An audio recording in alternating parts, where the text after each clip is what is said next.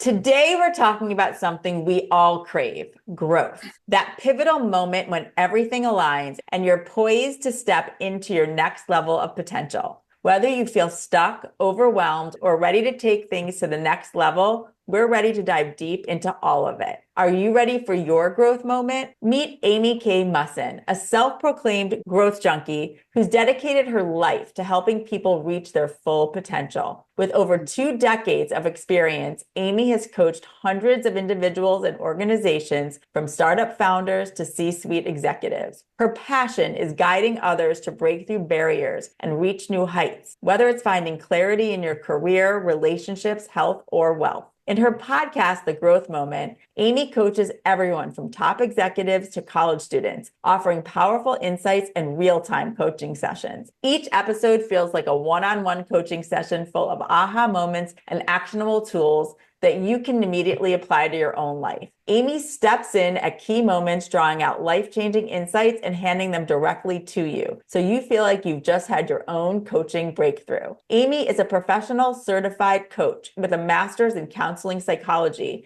and her coaching is deeply rooted in her diverse background, from her time as an Air Force officer to leading high-tech startups. She's known for her tenacious, authentic coaching style, helping clients unlock their unique strengths and step into their power. And we can tell you she is the real deal because we've worked with Amy. She will get you fired up and on your way. Amy believes your potential matters. The world needs what you bring to the table. So are you ready to grow in every aspect of your life? This is a big subject, and we're going to hit Amy out for her biggest insights. Let's go. Welcome, Amy. Hi, Amy. Woo, I'm all fired up now. I feel your fired up energy. It's just like up here because what you two are doing and creating and building matters. Talk about your purpose matters, your impact matters. And we found through Kismet each other. And I think it's just the beginning of what we're meant to support each other on and partner and collaborate. And so I feel this buzz of when you're supposed to be meeting someone, talking to someone, and you just go, oh, this feels so good. So I feel so good to be with you. And everyone who's watching and listening, I did a little manifestation bubble before and I pictured us together, but I also put in there everyone in all time who will ever listen or watch, that they are part of this manifestation right now. We're here for you, listeners, watchers, viewers. And so right now, stop whatever you're doing if you're listening to this in the background and take a breath and let it out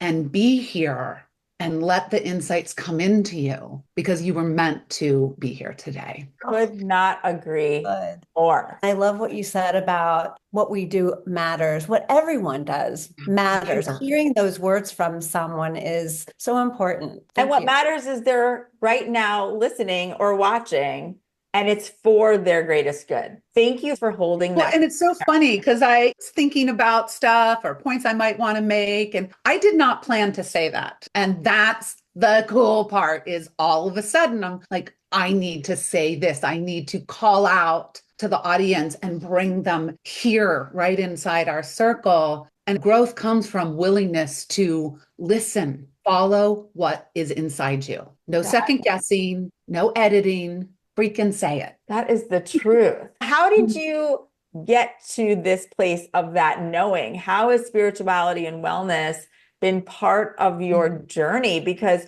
you've had quite the journey. We want to hear how you went from being in the Air Force to where you are now. It is crazy. It's so funny because somebody called me one time and said, you're like a spreadsheet person married with a soul person. You have all these dualities of you're super techie and organized and hard driver, but then you are soft and nurturing and warm. And so I think what happened is the first half of my career, I was in startups. I was doing all of that computer science major. So coming more probably from my left brain in many ways, but there was an underlying thread from my mom and some other pieces that was always there where, oh, I did check my chart. Oh, I did do that muscle testing session. And then after 9/11, I think it just rose up and grew out. I was so tired of the dot-com smoke and mirrors at that that time and a lot of promises without a lot of delivery. And there's some ick there. And it was one of those intuitive calling moments. You need to go be a coach. And I didn't know what coaching really was. This was not logical. This was not a planned career move. And it was a leap of faith. So the spirituality part had everything to do with it was only spirit that called me to be a coach. And I think that calling was about the coaching, but also about values alignment, of my love of depth and wanting to go deeper than what I could do as an executive. People would come into my office and sit down, and I started bringing in my own furniture and hangings and then flower essences and like a whole bunch of stuff, where I was in a tech company and people would come down and really sit, and I would be just coaching them, not just managing or mentoring them, because we'd be talking about their whole life. So it was already happening. How did you even get introduced to that? Where did the flower essences come from? My mom. Talk a little bit about that, Amy, because I love your story from your childhood and what did you mean by muscle testing also? Yeah, so applied kinesiology, if anyone's ever done it, it's where you have your arm up or some part of your body and it's give me a yes, it'll hold tight. Give me a no, it goes down. So you can ask, it's really the craziest thing. And my mom started practicing that along with many other holistic tools and techniques when I was in junior high. So it was going on for a long time. And she would say, what does Amy need if she's sick? Is it nutritional? Is it chiropractic? Is it spiritual? Is it emotional? So this belief, and then the flower essences was another workshop that she did. And so then we had flower essences in our house. And so I would make these little cocktails for people and intuitively say, I think you need this one and this one. And then we'd open up the book and read, and they'd go, oh my God, yes, that's my thing. This is what's happening. And we would just put the drops in their tea or their water.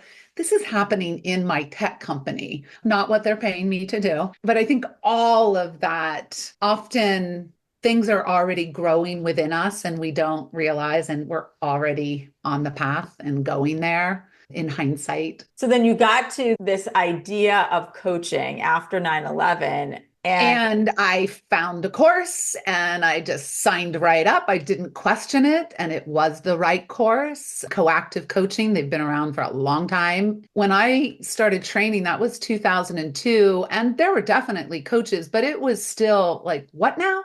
1,000%. I remember that. Yeah. Leaving high-tech executive startup stuff to do something so woo. Definitely had my husband now, but boyfriend then saying, you're going to do a real job though and just study this? No, I'm going to do it for real. And then, Amy, was it a combination of professional coaching and spiritual, or did you really just start on the professional and then slowly add? Well, the coaching training was, you can't put it in either camp, because to me, true coaching, it's not spiritual or it's not professional. It is, who are you? What are you meant to do? How are you going to do that? How do we bring all of you out into the world and move forward and achieve and drive accountability all the time aligned with your deepest soul and authenticity? That's the beauty to me. Coaching is all of those things. It is not an either or. It is a big old both and. So the training I did had that combo. And I think the heart of most coaching is the combo of that and the belief that you and all of you listening and watching, you are creative, you are resourceful, you are whole. You don't need to be fixed. I don't have to tell you what to do. I just need to bring it out and deliver. So it's not just a therapeutic conversation with no action. That's the cool part is, and we're going to talk about it and then we're going to go do it. Both. You can feel that when you're working with you, because you're zeroing in with our souls, with who we really are. And then you are helping to help us take action, because at the end of the day, we have to do it. I think people who want to actually transform their lives will get so much benefit from working with you, listening to your podcast. If your door is open to change, you are someone who really will help someone change. When I think about therapy, which is such a valuable tool, when it's used to figure out why am I the way I am and who am I and how am I wired and how did that come about? So to dial up your self-awareness and maybe to get tools to manage some different things. But respectfully, I think therapy needs to do the handoff, the baton handoff when it's, and now we need to go design the life and do the things and keep moving and stay aligned. Because I'll often have people say, I've been in therapy for years and it's great and I love it, but nothing's happening. I'm not going anywhere now. We're just circling around. And I think there's some phenomenal therapists who can bridge that gap. But some of the training and some of the things have you continuing to talk, having to continue. And how do you feel about that? So I'm always careful. But so many times with clients, even though I've not met their therapist, I feel like we're partnering energetically or spiritually. We're both doing different parts and join together. So I love when that happens. And I also love the fact that it seems like the COVID moment was just such an opening point for so many people to finally start thinking about how like your professional and your personal really came together. So many started to realize, oh my gosh, I've been doing this career and I'm just not happy. And so to be able to bridge that gap and mesh together those places of, okay, why am I not happy in my career? And what are the places within my own self and soul that aren't being nurtured and cared for, and giving yourself the opportunity to really look at that and The utilize that as a permission. tool to, yes, to move forward. And I think so many of us for so long in our career didn't give ourselves that permission. For me and many, COVID was really that time when we really hunkered down and were really able to give it some thought, maybe for the first time ever. And to have people like you who could come in and really help map out a strategy and a plan, but take in the emotional and right. But it's not a cold, logical strategy and plan. It's heartful, joyful, purposeful. I think the way that you put that in the comparison with therapy and how they can actually work hand in hand or there's a hand off is really important for people to understand. I think so. We tend to look for one size fits all, or this will do everything I need. That's why Seeking Center is so damn important, because you're providing all the things that we need on the journey. So just therapy is a beautiful piece. Body work is a beautiful piece. Meditation, coaching. There are so many times someone comes to me, you don't need me. Let me introduce you to so-and-so or give you this resource or this book, because that's what's being called for. You don't need a coach. Right. I'm not your best catalyzer. So I think having the humility as practitioners in all the different modes to be proud and sure of your value, and also to know and trust when it's somebody else's turn. What I hope also that people can get from listening to this is that what you can help coach them in is living their purpose, is being fulfilled. And for every person, that's different. We're not talking about just a job. Totally different. The job, the career is certainly a piece of it, but it's just part of what we're putting on the canvas of the whole story. Yes. And that's really important. I think people equivocate success with career and job, and sometimes it is, and there's more to it. The whole definition of success piece,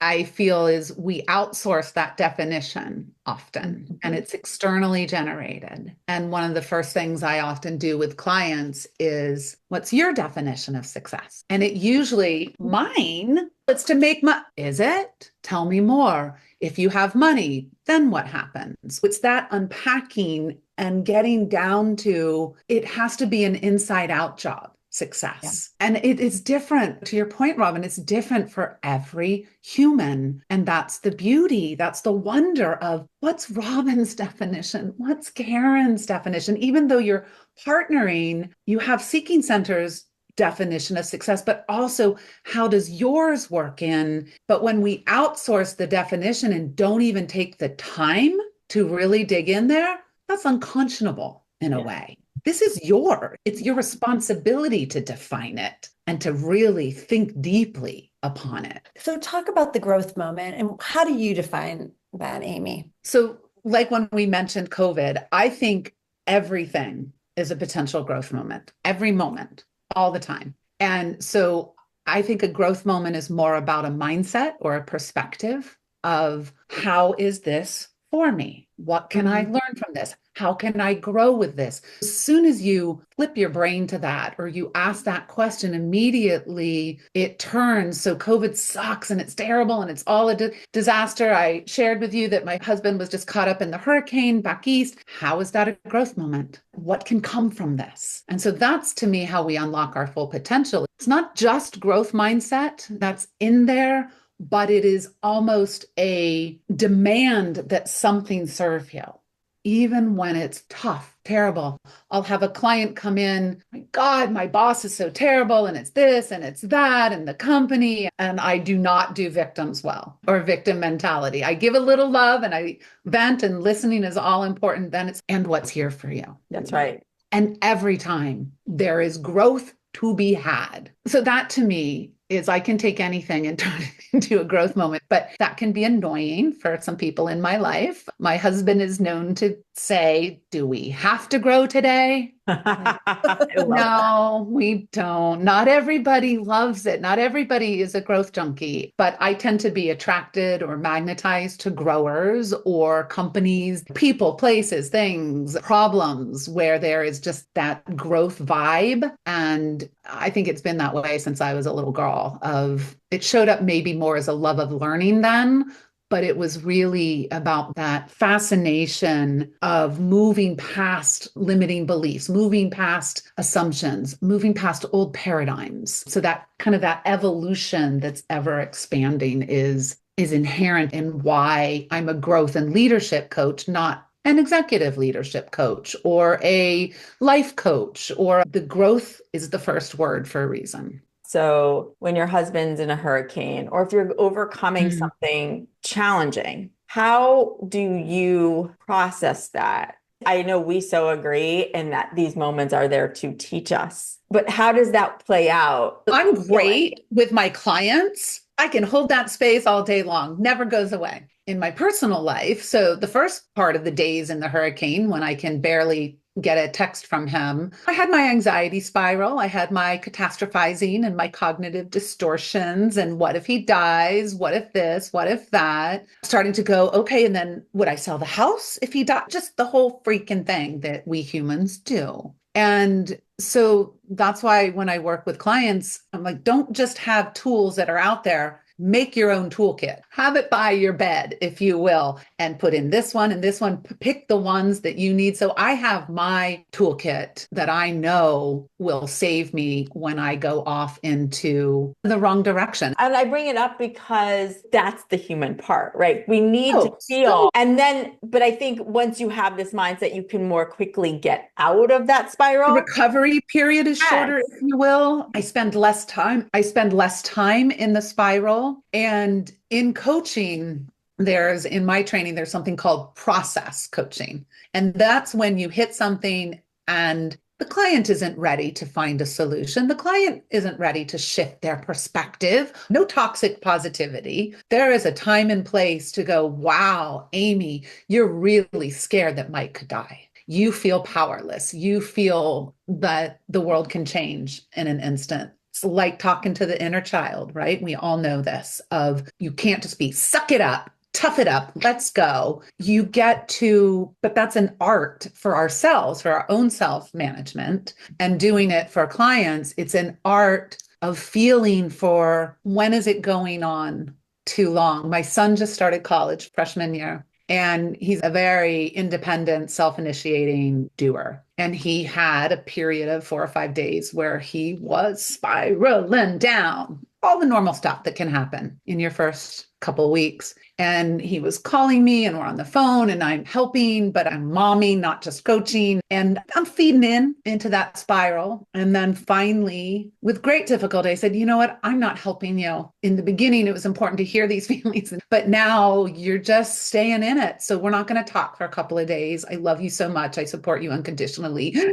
Bye. It was one of the hardest things, but it was that we've gone past the moment of where the validating and the listening and the holding of space is no longer serving. It did, but so harder to find that discernment as a mother, much easier with my clients, but it's learning that for ourselves too. talk about growing for both of you. Like those are growth moments for both of you. That was a big old growth moment. Yes. Yeah. How do you use your intuition, Amy, in your interactions with your clients? And how do you define what intuition is? So funny. I just attended a workshop on Saturday with an intuition coach and psychic who you guys would love. And I realized like, oh, I have a lot to learn. I want to study intuition more explicitly. So she was talking about the different clairs, the clairvoyance, seeing, the clairsentience of the feeling. I think claircognizance is primarily mine, just a knowing. I don't necessarily hear a voice. I don't see something, images or colors or auras,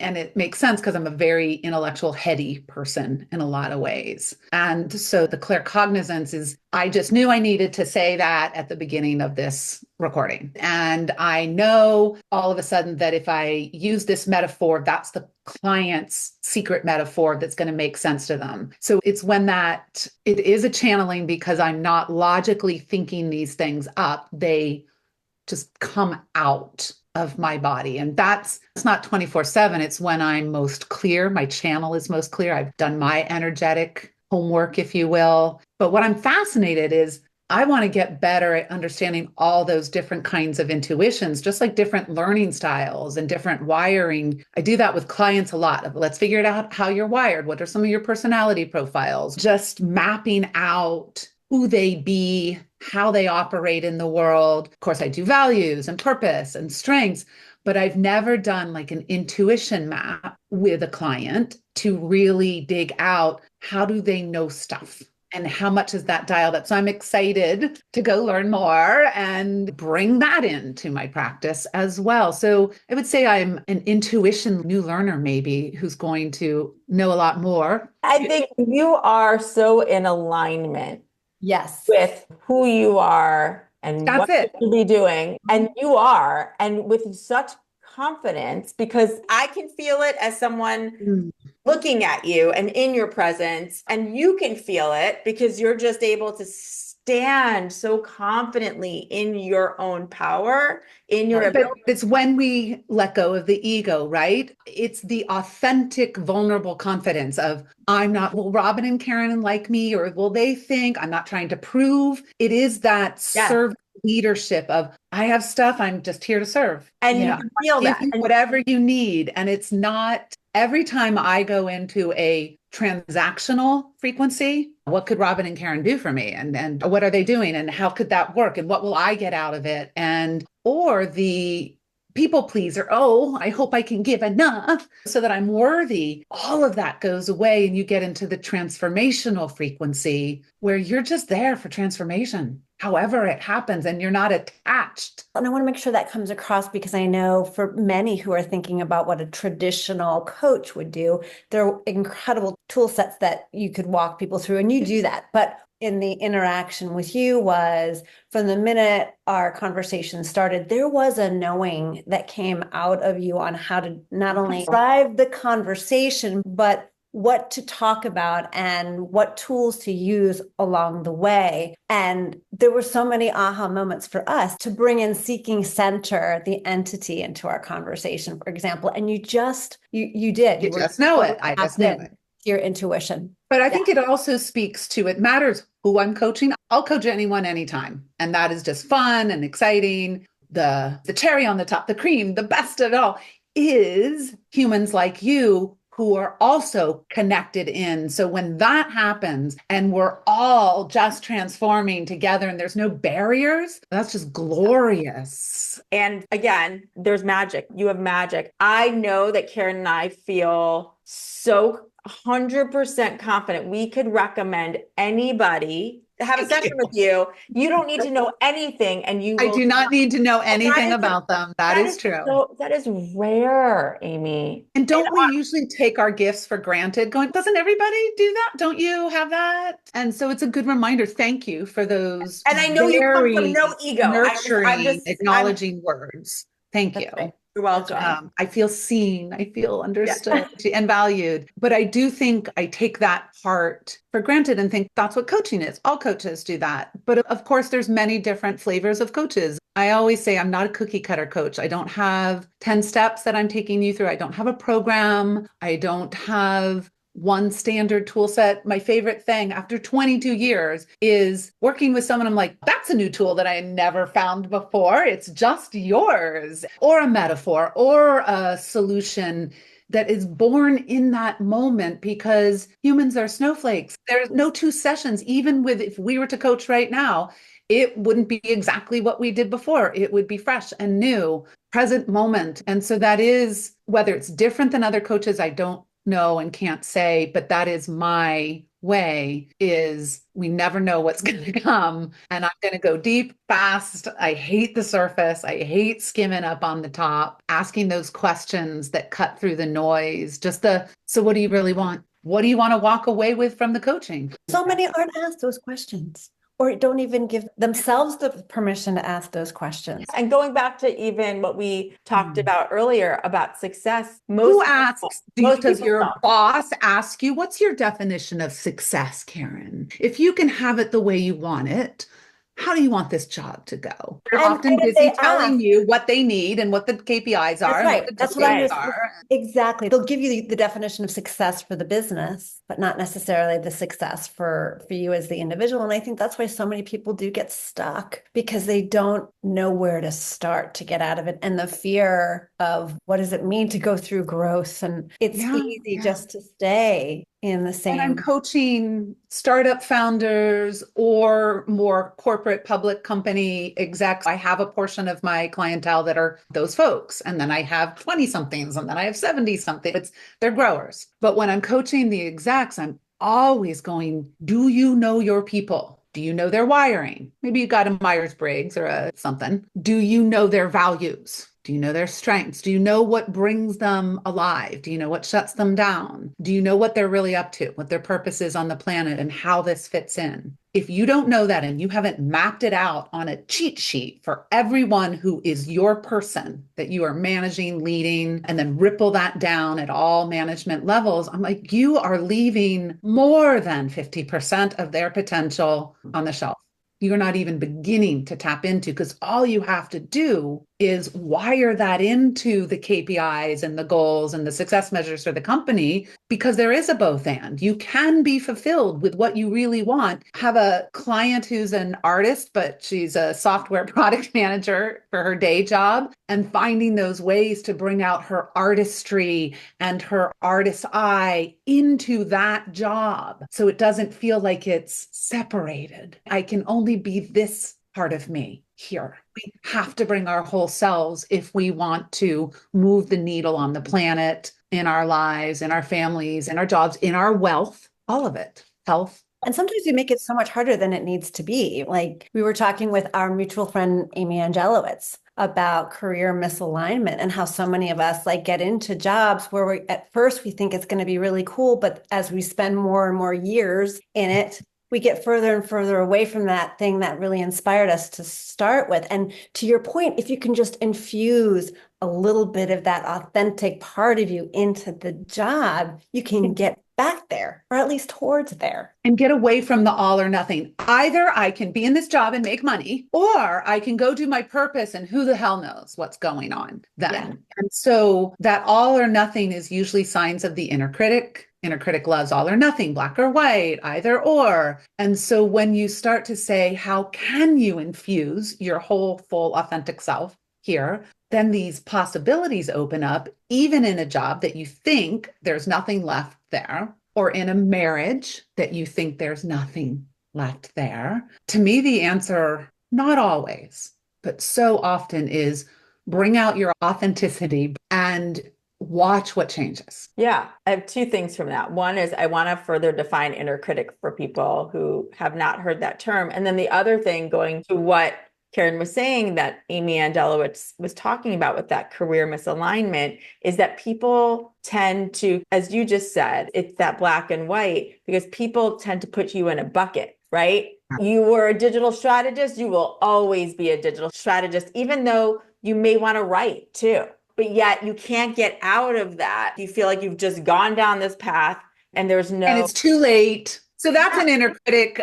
So inner critics are, some people call them the committee inside your head, or the gremlins, the little guys whispering, or the demons. There's all of those different things. It reminds me of Inside Out, the little people. Yes. Yeah. So which ones are, and so I always like, I got to write a book or do something on just inner critics, because there's so many different ways to look at them, different tools. But it's also, it is personal, because I remember one time coaching somebody and her inner critics were about as wicked as I've ever seen. They were scary. I'm like, wow, that is pretty gnarly what they're saying to you. That's very dark. And turned out, of course, that there was some childhood trauma and issues that had never been addressed. So if we hadn't been looking at the inner critic and separating herself from, just because that's all going on doesn't mean it's you, that's just your inner critic, then we were able to quickly go, you need a referral out to someone who's really good with childhood trauma. You got some stuff to work on there. And that's why we can't move forward. That's why nothing's sticking, is because there's stuff to clear. So there are the kind of the big bad inner critics. Then there's some that are, I don't know, just more like the annoying micromanager ones. They're like, you really should do this. And what about that? And those ones don't need to necessarily be killed off. They just need to be leveraged, managed, to go, oh, thank you for that information that I need to be better with my credit cards. I appreciate that.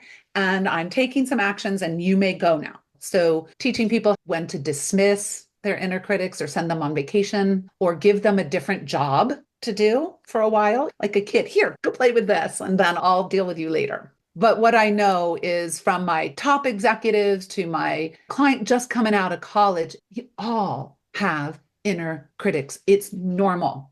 Everybody has them. And even listening to you, I'm starting to think of my own, but I'm also even thinking of my daughter who's in high school, who tells me everything. And part of that is how young can you start working with that?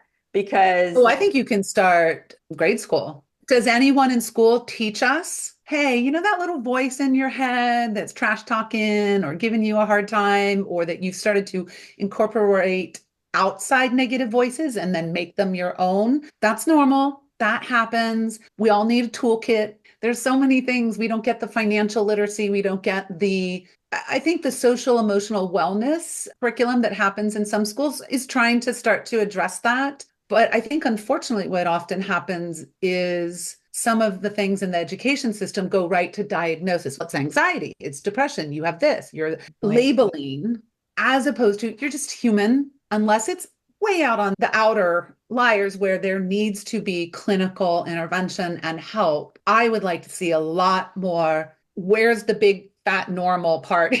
Yes, we have inner critics and we have body issues and we have these things, but some more positive, resilient tools to go manage and handle those normal. Yes, I couldn't agree more. And helping people, how do they even identify their authentic self? Like you said, that inner critic versus inner champion, like higher self. And that's really ego, super ego. It's not like we're coming up with all this for the first time in history. I think when you're thinking about those grade school kids and how they're taught from such an early age to stay in the lines, right? And all that stuff, it doesn't surprise any of us that we get to our work professional age of trying to think, I don't know what an authentic version of me looks like. Am I?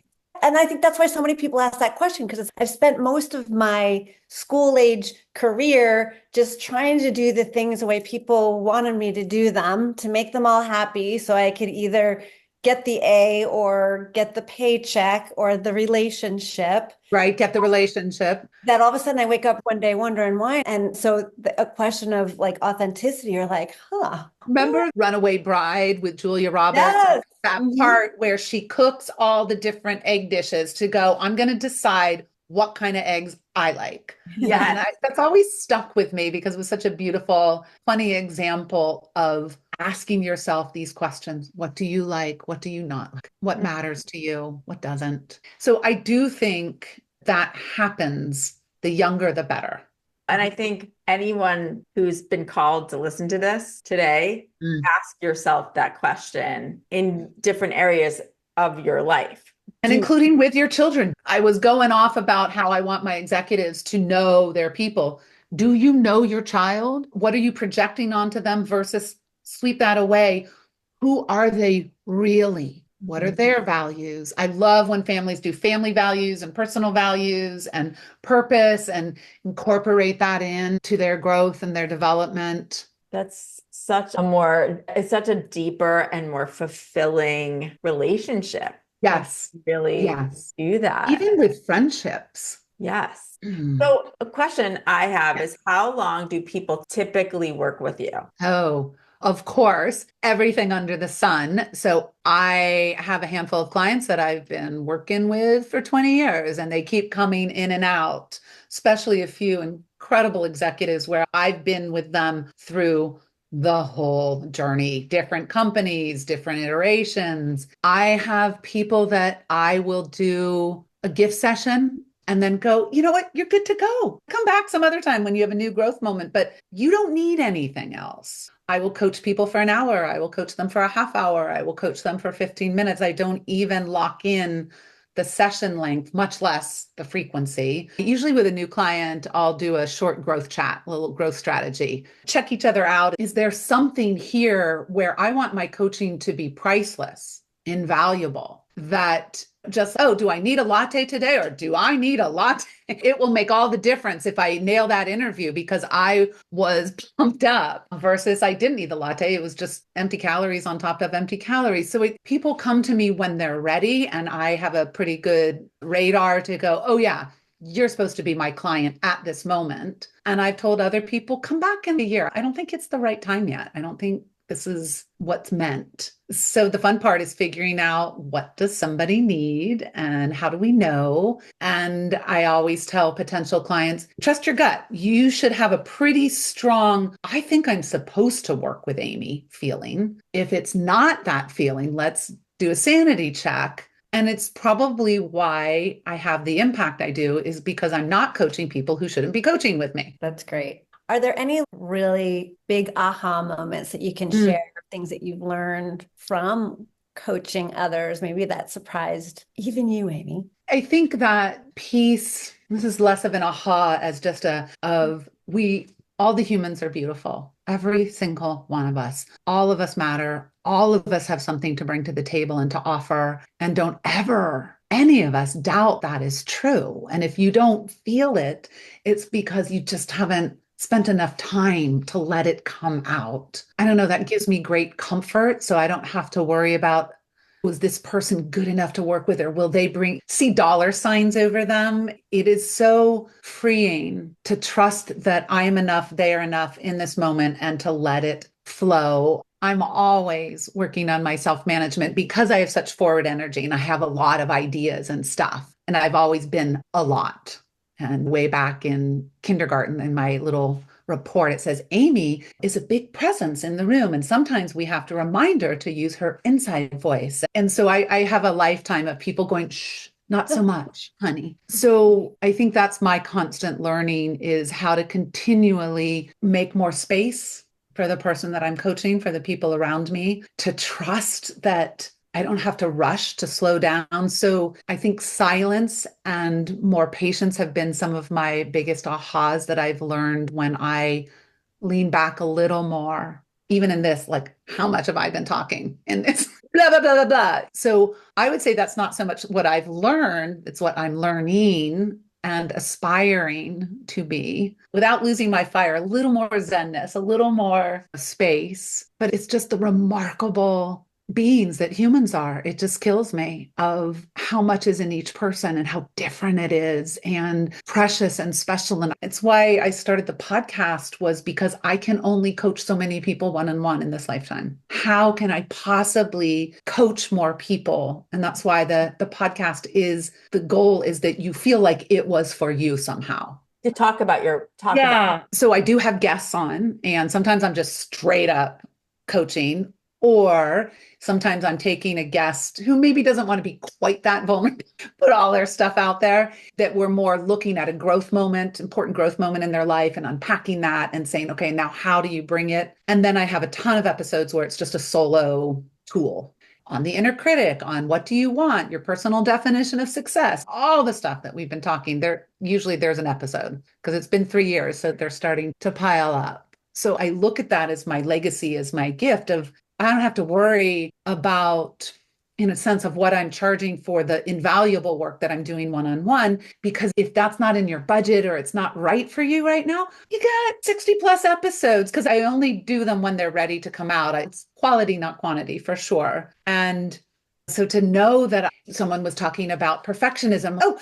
episode number 56, it's beyond perfectionism. It's exactly what you need. Go listen to that and then talk to me. It's so freeing both to have the place to express myself and to play. It's like a big playground and it's so fun. And also to feel generous, to feel giving without holding back of here, let me give you this. The podcast is very precious to me, but I get caught up in, oh, I should have more downloads or I should have more. I got to ask people to do reviews. And yes, and it's like with social media, which I have a big old love-hate relationship because it's so easy to turn into transactional. It is. Lose You transformation. put it with everything you're saying. And I think with your podcast episodes, they are evergreen.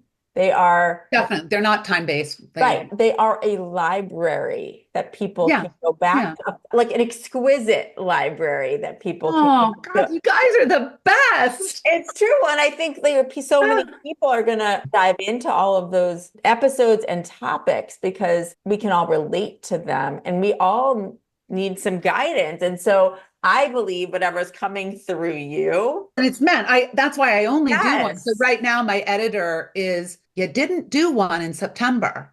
I know, because my husband was in a hurricane and my son went to school and I was having empty nest and it just isn't here yet. And so the next episode is going to be handling change and uncertainty. I couldn't do it until now. It wasn't birthed yet. It wasn't here. So I'm sorry, I went past my due date. To your point earlier, your podcasts are a very generous gift that you're giving to people because in listening to them, they do feel like one-on-one sessions. I To hope your they feel point. I want them to feel intimate. They do, and you give really specific things people can do themselves, but they also feel a bit like a download.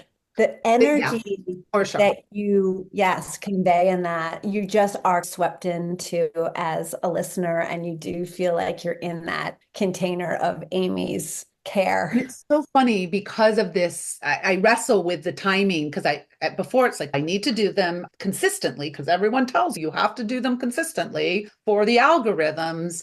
It took me a while to trust my process and to know that if there's nothing coming out, there's nothing coming out. The download is not ready. I love that you're bringing that up in general because Karen and I live in that world too, both from whether it's a podcast perspective or a social media perspective or a business perspective. There's so many of this is how you're supposed to do it. It goes back to so much of, I'm sure, why people come to you in their coaching sessions because they felt like this is what they were supposed to do, and yet it feels unfulfilling. Wrong, and it doesn't feel, something's off here. Exactly. And we feel that way with certain aspects of business and social media and all those things. And we know we're just here to disrupt it. Like we know, like you're disrupting that, you're doing what's right, and the right people are finding it. We've found it. Other people are now going to find it. And it comes from a more authentic place. I can't live any other way. I'm so unhappy when I'm living within the rules and the labels and the shoulds and this is how you do it. It's stifling, it's choking, suffocating. I can't do it. Every time I try, I'm with you. Every time I try, I get really bratty when I have to be in a paradigm that doesn't and actually offend people or cause relationships to be broken. There are times where I'm like, whoo, but it's because I wasn't listening to myself. I didn't trust what was right for me. I love that so much. And I was actually thinking earlier as we were talking about coaching, if people are listening and wondering if a coach is right for them, because it's a big step for many people to sure. take. The gift that you're giving in the podcast is that opportunity. Go check it out. Go get a feel. Try it out. Exactly. Exactly. And I always love for people, so you can, of course, get the podcast in all the normal places, but I do have a website, thegrowthmoment.com. And one of the things is I curate some like little playlists of them, and then also do like just a list. Here are all of them. And I want people to run down the list and go, oh, that one jumped out at me. That's the one to listen to. So use your own intuition of what were you meant to take today. And then some other day or week or month, the other one will come up or the next one. So just the way I'm making them, I want people to consume them in the same way. Trust yourself. That's a practice in itself. Yes. You don't have to look at everything on social media. You don't have to read every book. You don't have to read every post. You don't have to take every course. Trust that, oh no, I was only supposed to scroll this far today. It's okay that there's a bunch of stuff I didn't see. Oh my goodness. The permission in that, right? The Oh my big gosh. sigh of like, Big deep breath. exhale. It's That's right. okay. Yeah. No FOMO here. I love that. And what are other practices, whether it's a spiritual practice or a growth practice? Is there one or two things that you could share with those listening? Yeah. What I've been really into, and it's been such an accelerator or amplifier for my own growth the last few years, I have an energy healer guru. Her name is Missy Ozeas. And she started out as a client and through our work found the permission to leave her old career and to do what has been inside her all the time. She is way clairvoyant. She talks to the guides. She does it all. I always say like a session with her is 5 years of therapy, 1 hour, because she literally sees your limiting beliefs, clears them. And it's not for everyone, but for me, it has been remarkable. So I am integrating those practices, sharing them with clients. That's why I'm always grabbing new kinds of tools. So that's been a game changer, life changer for me. What I'm calling this year and next year is I want to have an energetic evolution. I want to graduate to the next frequency and not go back, but not because I'm bumping up and down right now with different frequencies. And I'd really like to stabilize and maintain at the higher one, my next highest level more consistently. So that's one of the things that's been a big deal for me. And she did this cool thing with me last time, belief tree. So she sees the limiting wrong belief that got planted way back. And everything that grew up out of that you don't even realize went back to that seed.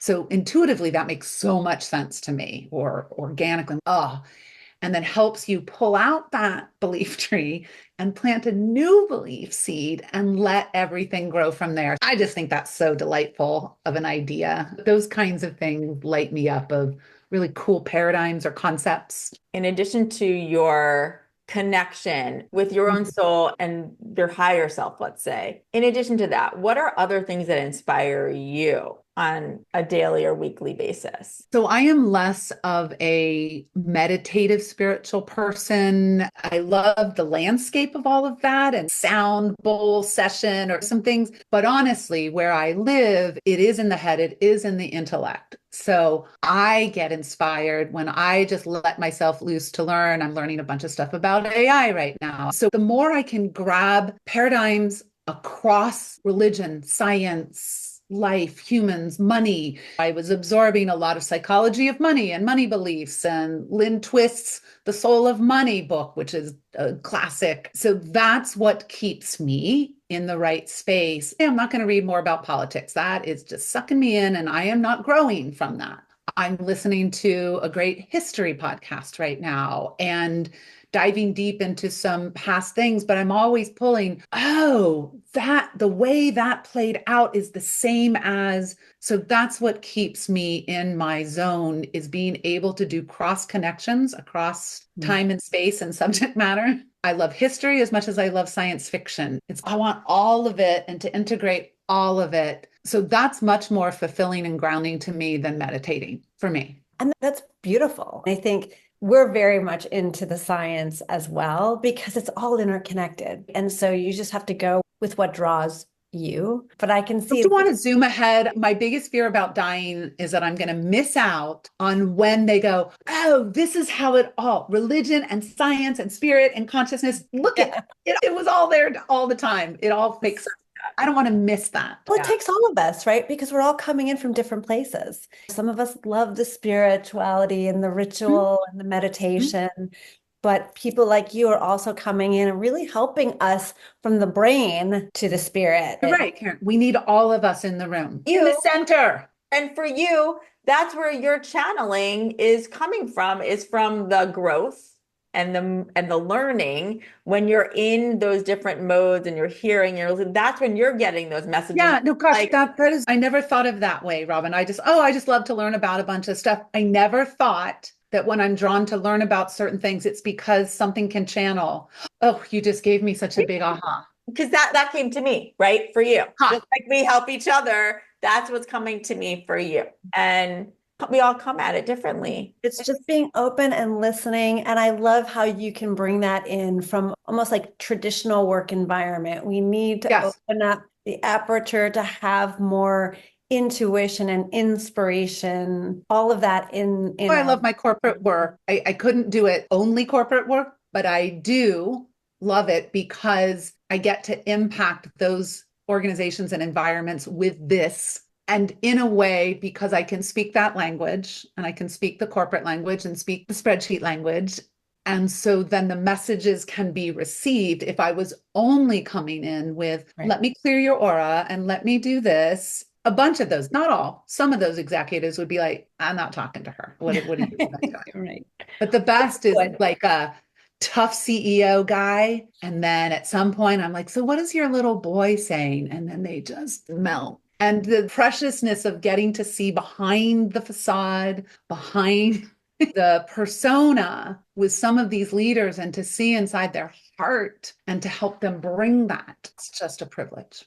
Yeah, because we all have the little Amy and the little Karen and the little Robyn. We all have that little person inside us. We've all dealt with our own stuff and continue to. And they're here to help us right now. They are. If we partner, if we bring them in, if we let them sit on our lap when we're working. And it's like what you were saying about kindergarten. That essence of you was there. And maybe the teacher, in all good intention, for the other students, was saying, thank goodness that is the essence of who you are, because that's what you're channeling and what you're doing every day. And really, we always talk about you are the energy you bring to the room, and your energy is magnetic. Your energy, it can help bring. I feel like it's my birthday today. I feel like I'm getting the best presents. You need to hear it. It's just, we're high energy, but you bring even more. And that gets us so excited for life. And so for those that are coming that are really lost, and we're all a little lost at all times. I'll take the lost ones. I'll take the ones that are already climbed 5 mountains, but want another one.